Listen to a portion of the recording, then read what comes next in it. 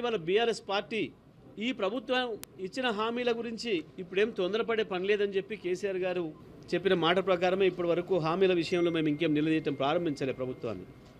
కానీ ఈ ప్రభుత్వం కొత్తగా సృష్టించిన సమస్యలు, ప్రజల్ని పెడుతున్న ఇబ్బందులు, ప్రభుత్వ నిర్ణయాల వల్ల, అధికారుల అత్యుత్సాహం వల్ల, పోలీసులకు మీరిస్తున్న డైరెక్షన్ల వల్ల, వాటి తప్పుల వల్ల జరుగుతున్న ఇబ్బందుల్ని ప్రజల దృష్టికి తీసుకురావాలని చెప్పి బీఆర్ఎస్ పార్టీగా మేము ప్రయత్నం చేస్తున్నాం. ప్రధానంగా హైడ్రా పేరు మీద ప్రజల ఇల్లు కూల్చింది కావచ్చు, మూసి ధనదాహంతో ఇతరులకు భూదాహాన్ని తీర్చడం కొరకు రేవంత్ రెడ్డి ప్రభుత్వం చేసిన ప్రయత్నం, దాంతో పాటు లగచెర్ల ఇతర ప్రాంతాల్లో రైతుల భూములు గుంజుకోవడానికి ప్రభుత్వం ఏదైతే ప్రజల మీద దాడి చేస్తుందో, ప్రజల్ని హింస పెడుతుందో, ఈ విషయంలో మేము బయట చేసి పోరాటం చేసినాం. ఆ రైతులకు మద్దతుగా నిలబడ్డాం. ఇవాళ శాసనసభలో కూడా ఏదైతే మొన్న లగచెర్ల రైతులకు బేడీలు వేసినరో, ప్రత్యేకించి ఒక రైతు గుండెపోటు వస్తే స్వయంగా ప్రభుత్వ ఆసుపత్రి హైదరాబాద్కు తీసుకువెళ్ళండి అని చెప్పి, ఇంకా మంచి వైద్యం అవసరం ఉంది అని చెప్పి రికమెండ్ చేస్తే ఏకంగా బేడీలే వేసి తీసుకొని వస్తున్న సందర్భం. తను గుండె నొప్పితోని నడవడమే కష్టమైన పేషెంట్కు బేడీలు వేసిన ప్రభుత్వం. ఒకవైపు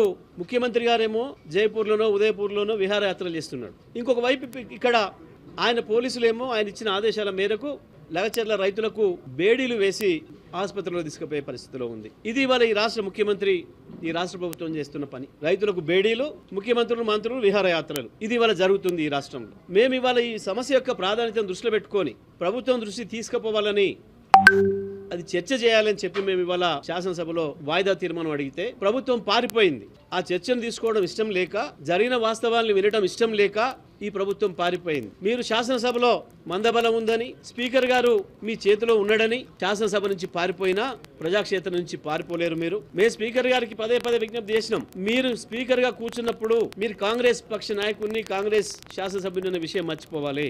ఇది ఎక్కడైనా ఉన్నదే, ప్రపంచంలో, భారతదేశంలో, అన్ని రాష్ట్రాల్లో ప్రతి చోట ఉన్నదే.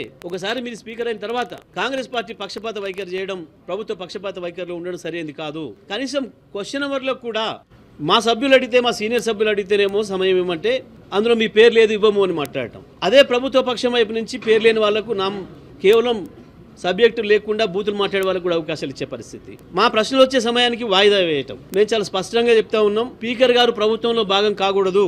లగచెర్ల విషయం మీద ఎట్టి పరిస్థితులలో కూడా మా పోరాటం కొనసాగుతుంది. లగచెర్లనే కాదు, అది రామన్నపేట కావచ్చు, అది దిలావర్పూర్ కావచ్చు, అది ఇంకొకటి కావచ్చు.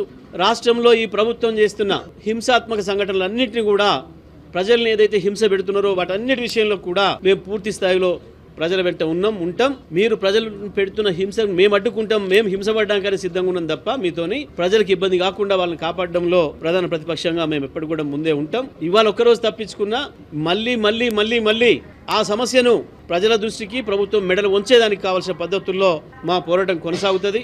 ఇచ్చిన హామీలు ఒకటి నెరవేర్చింది లేదు. ఒకవైపు కొనుగోలు సోయి లేదు, ఉత్తనే నోటికి వచ్చిన లెక్కలు, ఎవరికి దోషం తీరు వాడు మాట్లాడుతున్నాడు. మేము ప్రభుత్వాన్ని డిమాండ్ చేసినాం, ఇప్పటి వరకు రైతుల నుంచి మీరు సేకరించిన ధాన్యం ఎంత అని. సేకరించిన ధాన్యం లెక్క తెలియదట కానీ 1,53,00,000 టన్నులు పడుతుంది అని చెప్తున్నారు. ఎక్కడి నుంచి వచ్చిందో తెలియదు, ఏ కాకి చెప్పిందో ఈ లెక్క ఎవరికి కూడా తెలియదు. కాకుల లెక్కలు మాట్లాడుతున్నారు. మేం ఒకటే మాట చెప్తున్నాం, ఈ ప్రభుత్వం పిరికి పందలాగా పారిపోతుంది శాసనసభ నుంచి. ప్రజల సమస్య ఏది, తక్షణ సమస్య వచ్చినా దాని నుంచి తప్పించుకోవడం కొరకు రకరకాల పద్ధతుల్లో మమ్మల్ని అణచివేసే ప్రయత్నం చేస్తుంది.